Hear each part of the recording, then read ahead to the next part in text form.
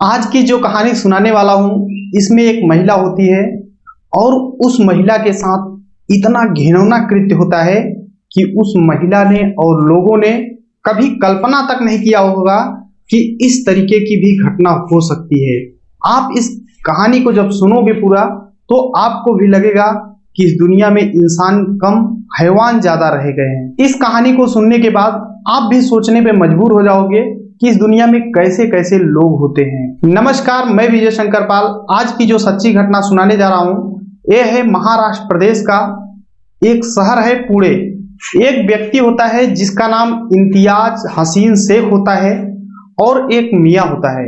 उसको कॉल करता है, इम्तियाज हसीन शेख मियाँ को कॉल करता है और उससे दुआ सलाम करता है। उसके बाद बोलता है क्या हालचाल है। ये बोलता है सब कुछ सही है। फिर वो व्यक्ति जो फोन किया था वो बोलता है कि अपनी बीवी को मेरे घर पे भेज दो, कुछ काम है, उससे बातचीत करना है। ये बोलता है क्यों भेज दूं? तो बोलता है भेज दो, नहीं तो फिर आप समझ लेना। तो इसको गुस्सा आ जाता है मियाँ को।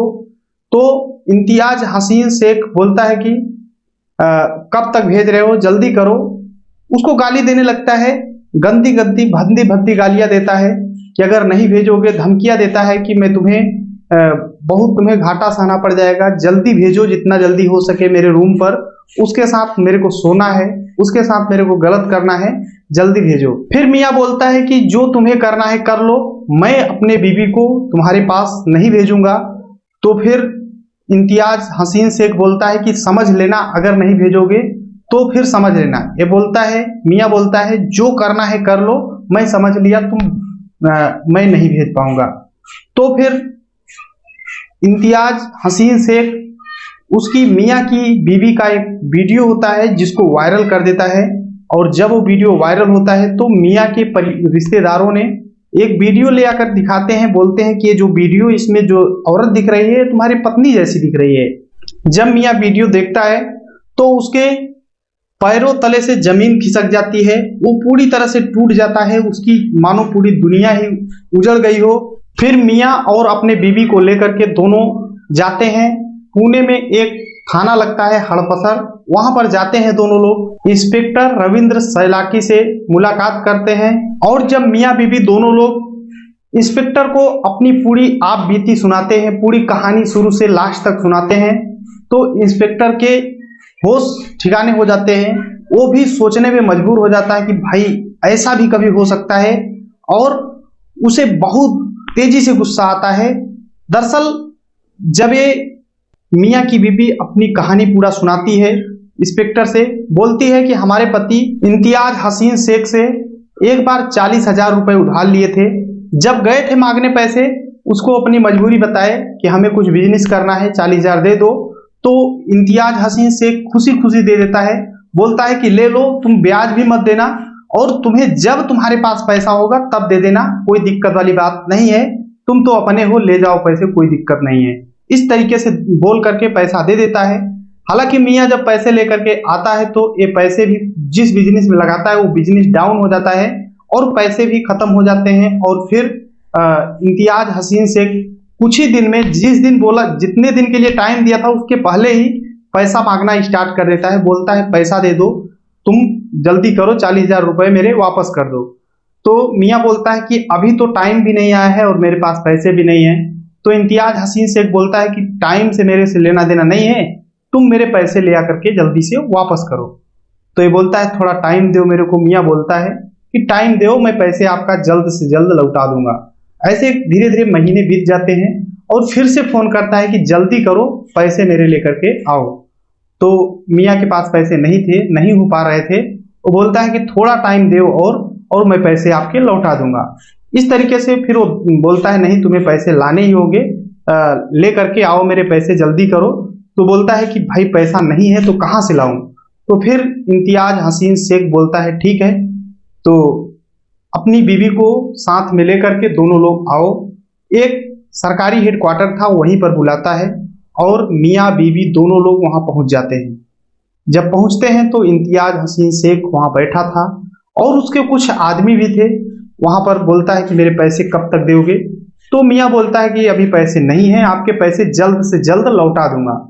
तो मियाँ हसीन शेख बोलता है नहीं, पैसे तो आज ही देने होंगे तुम्हें। ये बोलता है पैसे नहीं हैं अभी, तो कहाँ से दे दूं। फिर वो बोलता है कि ठीक है, तुम्हारे पास पैसे नहीं है तो अपने बीवी को मेरे साथ सोने के लिए कह दो, मैं तुम्हारे पूरे पैसे माफ कर दूंगा। तो जब इस तरह से बातें सुनता है मियाँ तो उसे गुस्सा आ जाता है, बोलता है इस तरह से बोलने की जरूरत मत करो और मैं आपके पैसे दे दूंगा।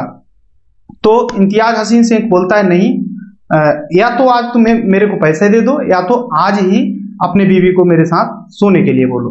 और उसकी बीवी भी सुन रही थी और इस तरीके से दोनों में मतलब एक प्रकार से बहस हो जाती है, झगड़ा जैसे नौबत आ जाते हैं।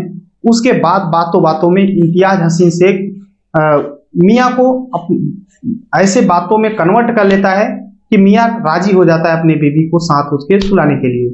फिर क्या, उसकी बीवी को बोलता है कि इसके साथ सो जाओ। तो उसकी बीवी गुस्सा में बोलती है ऐसा मैं नहीं कर सकती कभी।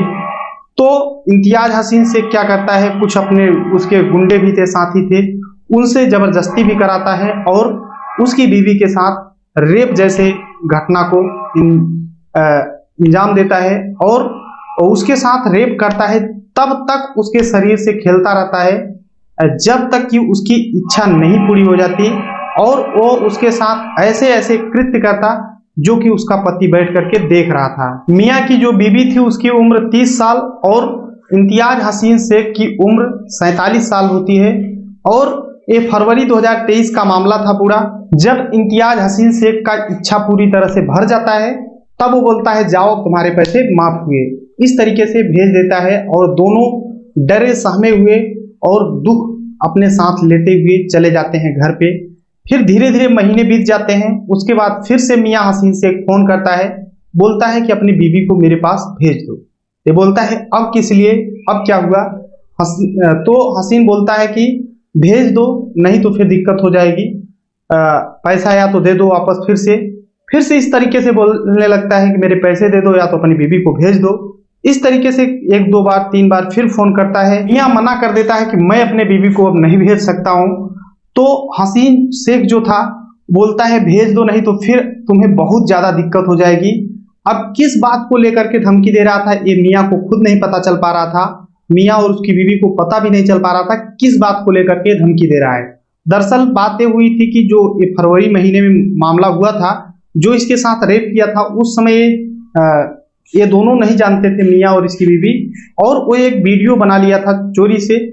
इन दोनों का ये जो भी बलात्कार किया था पूरी वीडियो बना लिया था और ये वीडियो को फिर बोलता है कि भेज दो और बताता भी नहीं है। और 25 जुलाई 2023 को ये वीडियो वायरल कर देता है। जब ये मियाँ पूरी तरह से मना कर देता है कि मैं नहीं भेज सकता, जो करना है कर लो, तब ये हसीन जो होता है वीडियो 25 जुलाई को वायरल कर देता है। और जब वीडियो वायरल होती है तो मियाँ के रिश्तेदार जो होते हैं देखते हैं इस वीडियो को। उसके बाद ये वीडियो लेकर के आते हैं मियाँ के पास, बोलते हैं मियाँ देखो ये आपकी बीवी जैसी लग रही है। मियाँ देखता है तो उसके होश ठिकाने हो जाते हैं, वो तुरंत उसकी हालत खराब हो जाती है और ऐसा लग रहा था जैसे उसकी पूरी दुनिया ही गुजर गई हो। वो अपने बीवी को साथ में लेकर के थाने जाता है। इंस्पेक्टर जब ये बात पूरी घटना बताती है महिला, तो इंस्पेक्टर तुरंत एक्शन लेते हैं, टीम बनाई जाती है, जांच की जाती है और मियाँ हसीन शेख को गिरफ्तार कर लिया जाता है और इसे कोर्ट में पेश किया जाता है। पुलिस का ये कोशिश है कि उसे कम से कम समय में कड़ी से कड़ी सजा दिलाए। हालांकि पुलिस वालों ने अपने हिसाब से उससे पूछताछ की और जानते ही हैं पुलिस वाले जब गुस्से में होते हैं तो कैसे अपना रवैया दिखाते हैं। जब सोशल मीडिया के माध्यम से ये पूरी घटना वायरल होती है, लोगों को पता चलता है, तो लोगों को ये लगता है कि इस दुनिया में कैसे कैसे लोग होते हैं। इंसानों की संख्या कम, हैवानों की संख्या ज्यादा हो गई है।